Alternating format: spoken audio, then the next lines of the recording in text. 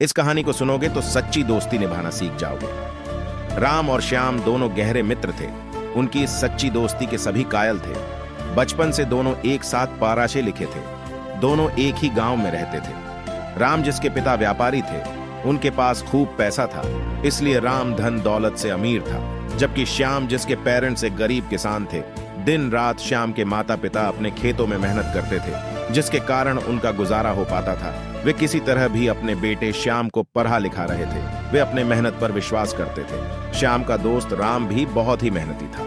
उसे तनिक भी अपने पैसों का घमंड नहीं था, जिसके चलते राम और श्याम की आपस में खूब बनती थी। श्याम गरीब होने के बावजूद भी राम की हर तरह से हेल्प किया करता था, और राम भी जरूरत पड़ने पर श्याम की मदद किया करता था। एक बार की बात है, राम और श्याम के स्कूल में एग्जाम चल रहा था।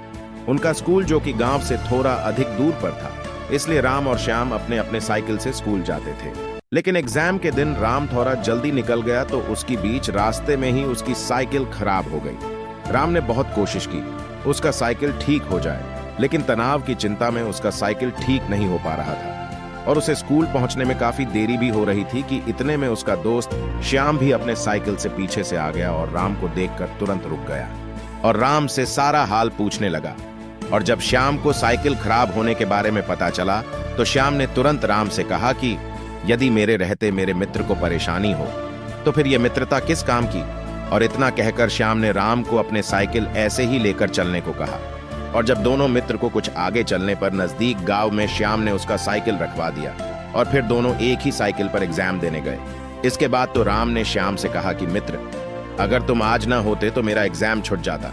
इसके बाद राम ने निश्चय किया वह श्याम की दोस्ती को कभी नहीं भुलाएगा और वक्त पड़ने पर श्याम के जरूर काम आएगा। इस दिन के बाद से तो राम और श्याम की मित्रता और गहरी हो गई। समय बीतता गया। राम और श्याम अब बड़े हो गए थे और राम अपने पिताजी के साथ शहर में अपने बिजनेस के सिलसिले में रहने लगा, और उधर श्याम पैसों की कमी के कारण आगे की पढ़ाई न कर सका और अपने पिताजी के साथ अपने खेतों में व्यस्त हो गया, जिसके कारण दोनों मित्रों का मिलना बहुत कम हो गया।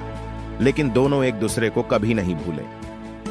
एक बार की बात है, श्याम के पिताजी जो कि अब काफी एज के हो चुके थे और दिन पर दिन उनका हेल्थ गिरता ही जा रहा था, तो गांव के डॉक्टर ने एडवाइस दिया कि वह शहर में जाकर अपने पिताजी का इलाज कराए। लेकिन श्याम जो कि हमेशा आर्थिक तंगी से परेशान रहता, अब पिताजी की बीमारी से उसे और चिंता होने लगी थी कि वह इतने सारे पैसे कहां से लाएगा और शहर में कहां इलाज कराएगा। लेकिन पिताजी के गिरते स्वास्थ्य को देखकर उसे अपने पिताजी को लेकर शहर में जाना ही पड़ेगा। ऐसा सोचकर अपने कुछ रिलेटिव से थोड़े पैसे मांगकर अपने पिताजी को शहर ले गया और एक अच्छे अस्पताल में एडमिट करा दिया। तो डॉक्टर ने बताया कि उसके पिताजी के इलाज में लगभग ₹1,00,000 खर्च होंगे। इतना सुनने के बाद मानो श्याम को सांप ही सूंघ गया हो। वह यह सोचकर परेशान हो गया कि अब वह ₹1,00,000 कहां से लाएगा। अब तो श्याम को कोई भी उपाय नहीं सूझ रहा था कि क्या करे।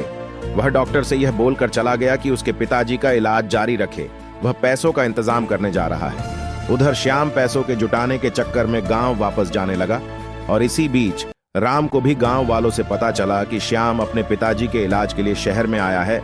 तो वह श्याम से मिलने को बेचैन हो उठा और जल्द ही उस अस्पताल का पता करके राम वहां पहुंच गया, और राम ने तुरंत इलाज के सारे पैसे डॉक्टर को तुरंत चुका दिए और कुछ पैसे श्याम के पिताजी को भी दे दिए। और कम समय होने के कारण राम वहां से चला गया और जल्द ही वापस आने को कहा। इसके बाद श्याम भी गांव से कुछ पैसों का इंतजाम करके वापस अपने पिताजी के पास आया, तो देखा कि पिताजी का इलाज चल रहा है और डॉक्टर के सारे पैसे पहले से जमा हो चुके हैं। तो उसके पिताजी ने राम के बारे में सब बातें बताई। तो इतना सब सुनने के बाद श्याम की आंखें भर आई, और इतने में राम भी वापस आ गया था। और एक बार फिर राम और श्याम एक दूसरे से मिले तो श्याम ने राम से कहा, मित्र, अब तुम्हारे पैसे कैसे चुका पाऊंगा। तो राम बोला, यदि मुझे इन पैसों की जरूरत होती तो हम क्यों दूसरों को देते। और रही बात चुकाने की, तो मित्र, अगर आज मैं इस अच्छी स्थिति में हूं तो तुम्हारे कारण ही हूं, क्योंकि अगर तुम उस दिन स्कूल के समय अगर कोई भी नहीं हेल्प किया होता तो मैं नेगेटिव थिंकिंग में चला जाता और शायद आज यहां ना होता। और राम ने कहा कि यदि हमें अपने मित्रता के बदले जो भलाई करते हैं उसके बदले हमें कुछ पाने की आस हो जाए तो वह भलाई नहीं, एक तरह से व्यापार हो जाता। इसलिए मेरे मित्र, जहां मित्रता में निस्वार्थ भावना होती है वही तो सच्ची मित्रता होती है। और इस प्रकार राम और श्याम ने एक बार फिर अपने सच्ची दोस्ती को सही तरीके से निभा दिया। आपको हमारा वीडियो कैसा लगा कमेंट करके जरूर बताएं और चैनल को सब्सक्राइब जरूर करें।